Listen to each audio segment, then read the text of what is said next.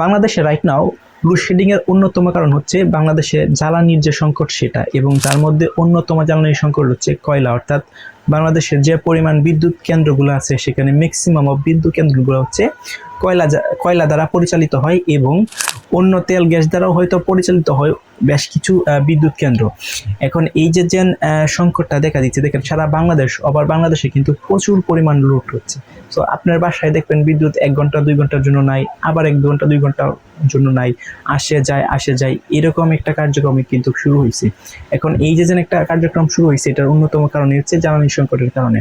এতদিন কিন্তু এখন প্রশ্ন হচ্ছে কেন আগে থেকেই তো জ্বালানি সংকট বাংলাদেশে ছিল, কিন্তু প্রথম যে সময় বাংলাদেশে জ্বালানি সংকট শুরু হয়েছিল তখন কেন লোডশেডিং হয় নাই, এখন কেন লোডশেডিং হয়েছে? এখনো তো জ্বালানি সংকটই আছে। কারণ হচ্ছে প্রথম যে সময় জ্বালানি সংকট ছিল তখন কিন্তু বেশ কিছু জ্বালানি কিন্তু মজুদ ছিল বা স্টকে ছিল। অর্থাৎ বাংলাদেশ সরকারের কাছে কিন্তু প্রায় 20 দিন 1 মাস পর্যন্ত কিন্তু তেল বলেন বা জ্বালানি বলেন বা কয়লা বলেন সবগুলা কিন্তু স্টোর থাকে, অর্থাৎ মজুদ থাকে। আগামী 1 মাসের ভিতরেও কিন্তু এগুলো ইম্প্যাক্ট না করলে বাংলাদেশে কোনো বাংলাদেশে খারাপ ব্যাড ইফেক্ট কিন্তু পড়ে না, কিন্তু 1 মাস পরেই কিন্তু আবার প্রয়োজন হবে। সো বাংলাদেশ সরকারের কিন্তু এই যে টাইম পিরিয়ডটা আছে, যে স্টকে রাখা যে বিষয়টা 1 মাসের মতন, এই 1 মাসের ভিতরে কিন্তু আবার ইম্পোর্ট করে নিয়ে আসে জ্বালানি। এখন এই যে জ্বালানিগুলা কিন্তু স্টকে ছিল। এবং আরেকটা বিষয় হচ্ছে, যেহেতু হচ্ছে কয়লা কিন্তু সাধারণ মানুষের এত বেশি প্রয়োজন হয় না, কয়লাগুলা কিন্তু ইউজ করা হয় বিভিন্ন গভর্নমেন্ট কাজে, বিশেষ করে বিদ্যুৎ উৎপাদনের ক্ষেত্রে। কিন্তু আপনাদের তেল বলেন, পেট্রোল বলেন বা গ্যাস বলেন, সেইগুলা কিন্তু বাংলাদেশের যে যানবাহনগুলো আছে, বাইক বলেন, মোটরসাইকেল বাইকিং মোটরসাইকেল এবং হচ্ছে বিভিন্ন প্রকার ভারী যে যানবাহনগুলো আছে সেগুলো যেন চলতে, গাড়ির চাকা চলতে ব্যবহার করা হয় এই জ্বালানিগুলা। এর জন্য কিন্তু এই জ্বালানিগুলা ইম্পোর্ট করে নিয়ে আসার পরে কিন্তু জ্বালানি সংকট হয়েছে। কিন্তু কয়লাটা বাংলাদেশের স্টকে ছিল অনেক দিনেই, কারণ কয়লা তো আর সাধারণ মানুষ নিচ্ছে না, কয়লা তো আর সাধারণ মানুষের পেট্রোলের মতো হচ্ছে লাইন ধরে কয়লা কিনতেছে না, কারণ কয়লা কিনে তারা কি করবে। সো এই কয়লাগুলা ইউজ করে কিন্তু বিভিন্ন বিদ্যুৎ কেন্দ্রগুলো কিন্তু বিদ্যুৎ উৎপাদন করতেছিল বাংলাদেশ সরকার। কিন্তু এই স্টকটা অলরেডি ফুরিয়ে আসতেছে এবং অলরেডি ফুরিয়ে গেছে, এবং পর্যাপ্ত পরিমাণ বেশ কিছু জাহাজ বাংলাদেশে আসতেছে কয়লা নিয়ে, বাট পর্যাপ্ত পরিমাণ যে পরিমাণ কয়লা দরকার রাইট নাও বাংলাদেশে সেই পরিমাণ কয়লা কিন্তু এখন আসতেছে না।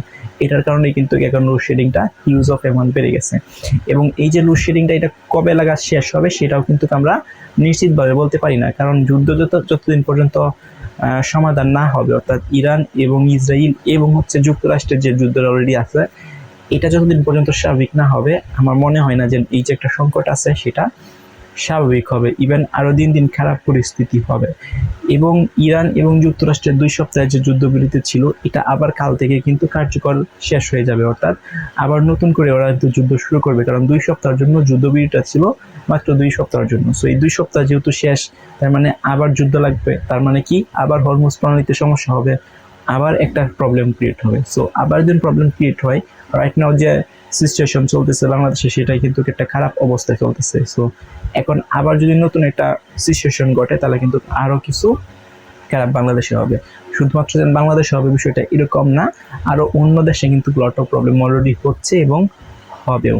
সো বাংলাদেশে কিন্তু একটা ভয়াবহ অবস্থা ধারণ করতেছে এই লোডশেডিং এ, এবং যুদ্ধ দিন আরো প্রকটভাবে হয়ে থাকে বা সামনে লাগে, তাহলে কিন্তু এই লোডশেডিং পরিমাণ আরো বাড়ার সম্ভাবনা আছে। আর আরো যদি বাড়ে তাহলে বাংলাদেশের কিন্তু একটা ভয়াবহ অবস্থা হবে, কারণ অলরেডি রাইট নাও যে পরিমাণ বিদ্যুৎ যায় সেটা আপনারাই জানেন, যে আপনাদের বাসায় কি পরিমাণ বিদ্যুৎ থাকে। সেটা হতে পারে শহর অঞ্চলে খুবই কম, কিন্তু গ্রাম অঞ্চল যেগুলো আছে সেখানে কিন্তু হিউজ অফ লোডশেডিং, অর্থাৎ 1 ঘন্টা বিদ্যুৎ থাকলে 2-3 ঘন্টা থাকে না, আবার 1 ঘন্টা আসলে আবার 2-3 ঘন্টার মতন থাকে না, এরকম একটা সিচুয়েশন ক্রিয়েট হয়েছে। সো আপনাদের মতামত কি কমেন্ট করে জানান।